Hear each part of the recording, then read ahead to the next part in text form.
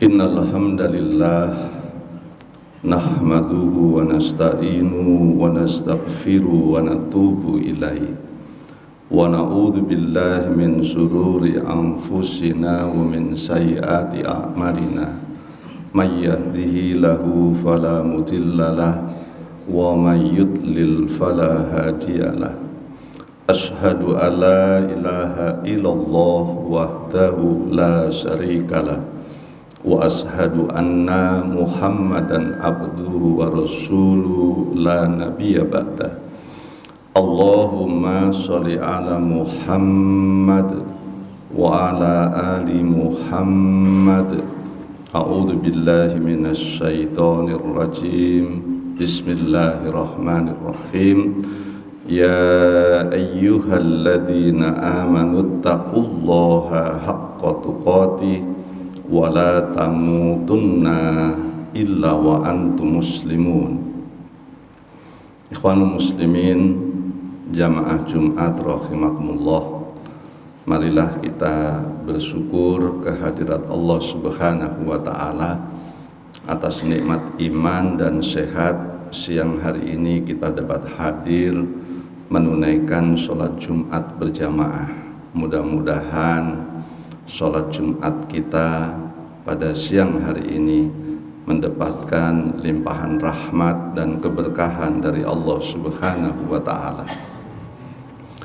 Salawat serta salam marilah kita haturkan untuk baginda Rasulullah sallallahu alaihi wasallam.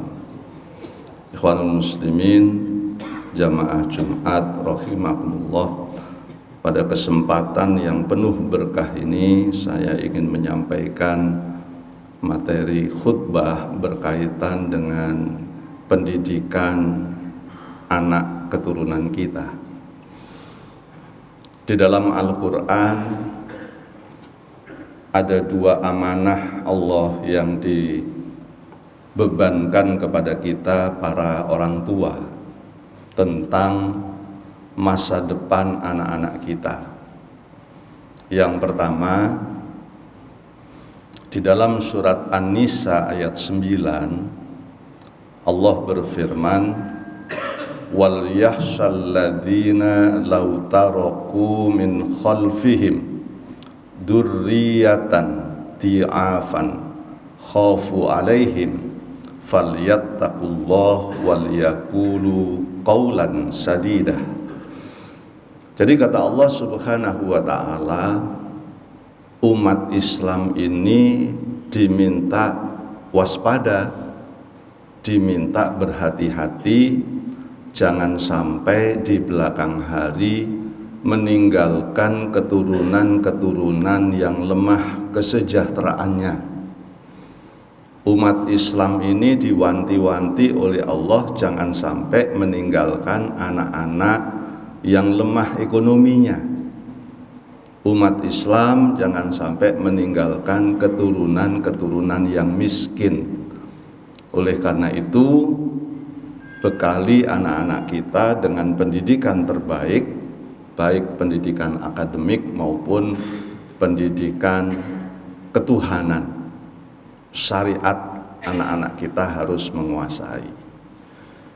Ini yang pertama yang difirmankan Allah di dalam surat keempat ayat 9. Yang kedua, di dalam surat At-Tahrim surat 66 ayat 6 yang sangat populer, ya ayyuhalladzina amanu qu anfusakum wa ahlikum naro. Jadi Allah berpesan kepada kita umat Islam harus memastikan bahwa keturunan kita kelak itu menjadi keturunan ahli surga.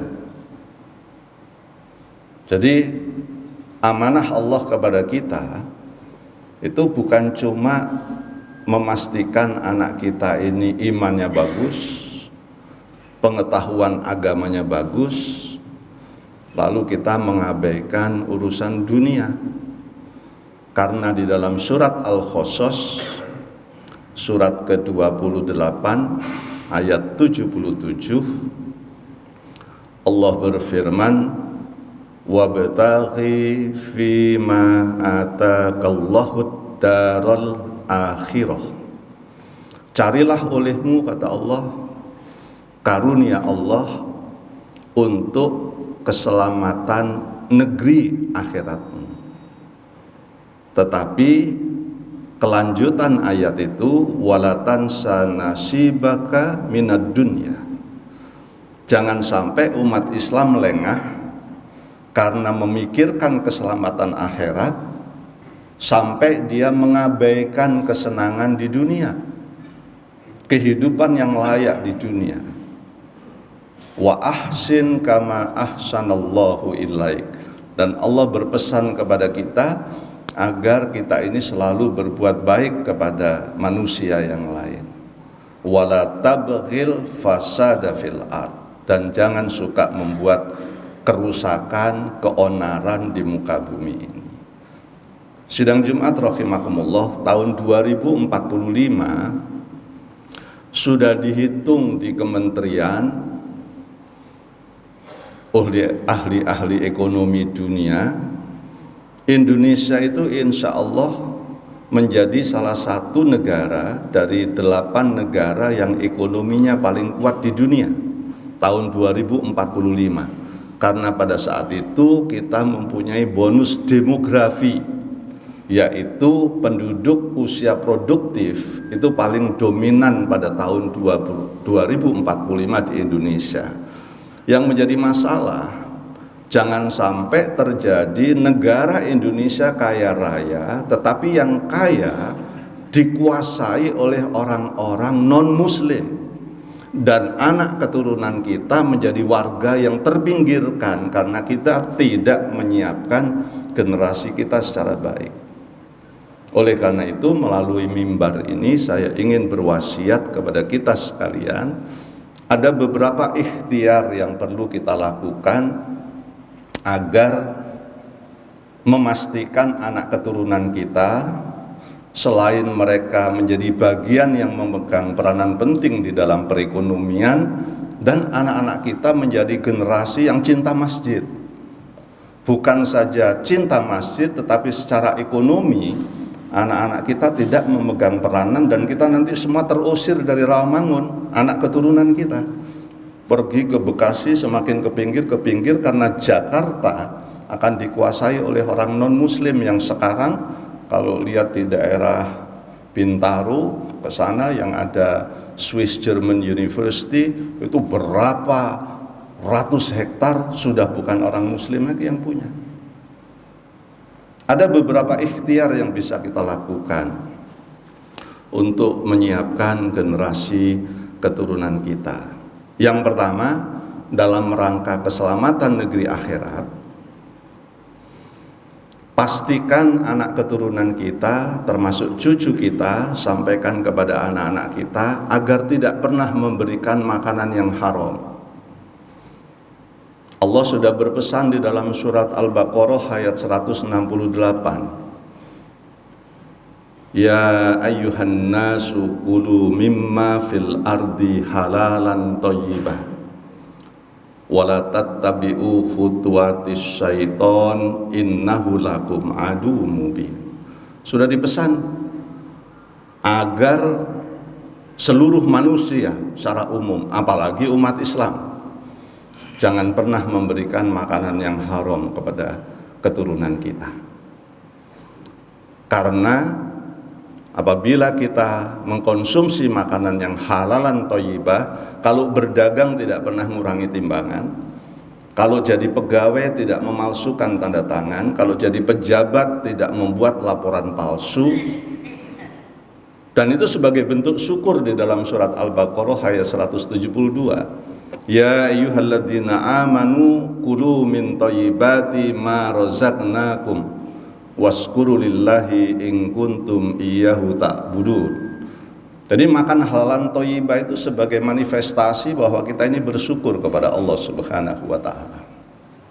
Yang kedua, sebagai orang tua kita harus mendoakan anak keturunan kita secara baik.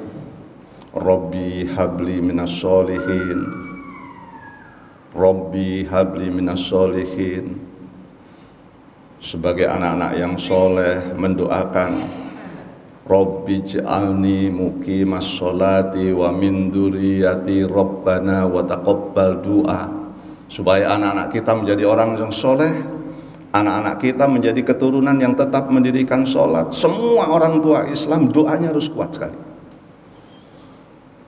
Yang ketiga, mengacu kepada Luqman, surat Luqman alaihissalam, surat 31 ayat 12 sampai 16. Ajarkan, pastikan bahwa anak keturunan kita orang-orang yang memiliki nilai-nilai tauhid yang kuat. Ya bunayya la tusyrik billah, jangan sampai keturunan kita akan menjadi keturunan yang mempersekutukan Allah. Tapi nasihat saja tidak cukup. Mengacu kepada surat As-Saffat, surat 37 ayat 102, bagaimana kisah Nabi Ibrahim alaihissalam ketika bermimpi disuruh menyembelih Ismail alaihissalam, memberikan kesempatan kepada anaknya yang masih kecil untuk berpendapat. Wahai Ismail, kalau menurut pendapat kamu bagaimana, karena aku bermimpi untuk menyembelih kamu. Dan Ismail pada waktu itu menjawab, ya abati if'al ma tu'maru satajiduni insyaallahu minas shabirin. Artinya apa? Pendidikan yang terbaik adalah pendidikan yang tidak selalu berisi nasihat-nasihat, tetapi memberikan kesempatan kepada anak keturunan kita untuk berpikir kritis, berpendapat. Tapi banyak orang tua yang tidak paham mendidik anaknya, dinasehati sepanjang hari seolah-olah itu sebuah tindakan yang benar, tapi anak-anak kita tidak diberi kesempatan untuk mengungkapkan pendapatnya. Maka teori manapun menyampaikan kalau orang tua mengerti di usia 0 sampai 5 tahun itu harusnya orang tua mempunyai waktu yang cukup untuk membacakan buku kepada anak-anak kita di usia 0 sampai 5 tahun itu. Sehingga pendidikan literasinya sekarang yang memprihatinkan adalah negara-negara non-Islam seperti Korea Selatan, seperti Jepang, itu tingkat literasinya sudah 100%, nggak ada orang buta huruf di sana dan minimal sarjana. Tetapi di Indonesia sampai sekarang harapan lama sekolah baru 12 tahun, dan faktanya rata-rata orang Indonesia sekarang kalau di rata-rata antara yang doktor sama yang tidak sekolah baru lulusan SMP orang Indonesia. Maka jangan heran kalau negara Indonesia ini karena pendidikannya jauh di bawah Korea Selatan dan Jepang, secara ekonomi pun kita tertatih-tatih. Ini akibat orang Islam tidak memberikan edukasi yang terbaik secara literasi. Komunikasinya dengan anak kadang cuma diserahkan kepada istrinya atau sebaliknya suaminya. Padahal secara teori di dalam buku psikologi pendidikan, educational psychology, itu mesti melibatkan kedua orang tua di dalam memberikan pendidikan. Sebagai pengelola pendidikan, saya prihatin kalau mengundang orang tua yang datang cuma ibunya ke sekolah ngambil rapot atau suaminya, dan telah ditelusuri ternyata rumah tangganya bermasalah. Inilah dampak negatif apabila rumah tangga kita tidak harmonis, maka pendidikan kepada anak-anak kita menjadi tidak baik. Hasil riset di dunia, Human Development Index, indeks pembangunan manusia, manusia itu berkualitas kalau yang pertama memiliki pendidikan terbaik. Maka umat Islam jangan bangga kita hanya punya harta, tetapi pendidikan anak kita bukan pendidikan yang terbaik. Motornya baru, mobilnya bagus, tetapi laptop anaknya bukan laptop nomor 1. Wifi-nya bukan wifi nomor 1. Koleksi bukunya kecil sekali, minim sekali, tapi dia pamer kekayaan dengan begitu bangga. Saya menyampaikan ini supaya menjadi pemikiran yang kritis untuk anak keturunan kita. Jadi secara akademik, pendidikan literasi anak keturunan kita harus bagus. Sampai sekarang dari 71 negara yang diteliti, Indonesia pendidikannya masih sekitar 69. Jadi masih sangat rendah. menurut, mohon maaf ini memang berbahasa Inggris, PISA, ya, Program for International Student Assessment. Jadi nilai pendidikan di Indonesia masih sangat rendah, dan ini dipengaruhi oleh pendidikan keluarga yang rendah, lalu mencari sekolah yang murah, bukan sekolah yang bermutu. Akibatnya karena ekonomi dia tidak mampu. Yang kedua yang mempengaruhi kualitas SDM kita adalah tingkat kesehatan. Dan kesehatan orang Indonesia belum baik. Saya prihatin kalau masih ada umat Islam yang merokok. Terus terang saja, penghasilan rokok dari Gudang Garam, Samsu itu miliaran per hari. Yang merokok umat Islam yang punya pabrik, bukan Muslim.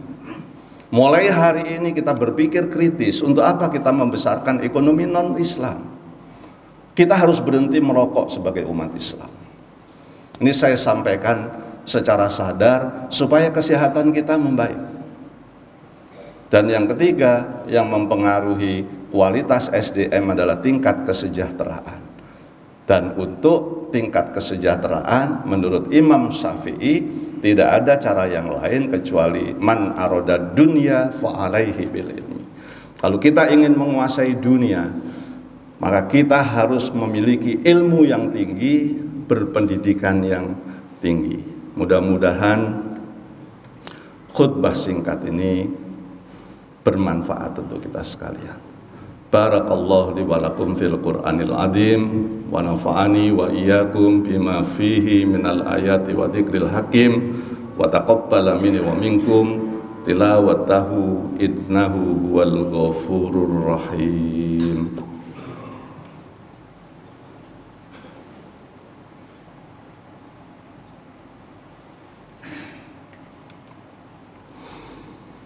Alhamdulillahilladzi arsala rasulahu bil huda wa dinil haqq liyudhhirahu 'ala dini kulli walau karihal musyrikun. Asyhadu an la ilaha illallah wahdahu la syarikalah wa asyhadu anna Muhammadan abduhu wa rasuluhu la nabiyya ba'dah. Allahumma sholli ala Muhammad wa ala ali Muhammad. A'udzu billahi minasy syaithanir rajim. Bismillahirrahmanirrahim. Ya ayyuhalladzina amanu taqullaha wal tanzur nafsum ma qaddamat lighad. Wattaqullaha innallaha khabirum bima ta'malun. Shadaqallahul adzim. Ikhwanul muslimin, jamaah Jumat rahimakumullah, marilah kita berdoa, bermunajat ke hadirat Allah Subhanahu wa taala dengan hati yang sungguh-sungguh penuh harap semoga Allah mengabulkan segala permohonan kita. A'udzu billahi minasyaitonir rajim. Bismillahirrahmanirrahim. Allahumma ighfir lil mu'minina wal mu'minat wal muslimina wal muslimat al ahya minhum wal amwat innaka sami'un qaribun mujibu da'wat faya qadiyal hajat. Rabbana dhalamna anfusana wa ilam taghfir lana wa tarhamna lanakunanna minal khasirin. Allahumma ighfir lana wa liwalidayna warhamhuma kama rabbayana shighara. Rabbana hab lana min azwajina wa dzurriyyatina qurrata a'yun waj'alna lil muttaqina imama. Rabbana atina fid dunya hasanah wa fil akhirati hasanah wa qina adzabannar. Rabbana taqabbal minna innaka antas samiul alim wa tub alaina innaka antat tawwabur rahim. Subhana rabbika rabbil izzati amma yasifun wassalamun alal mursalin walhamdulillahi rabbil alamin. Wala dzikrullahi akbar wallahu ya'lamu ma tasna'un.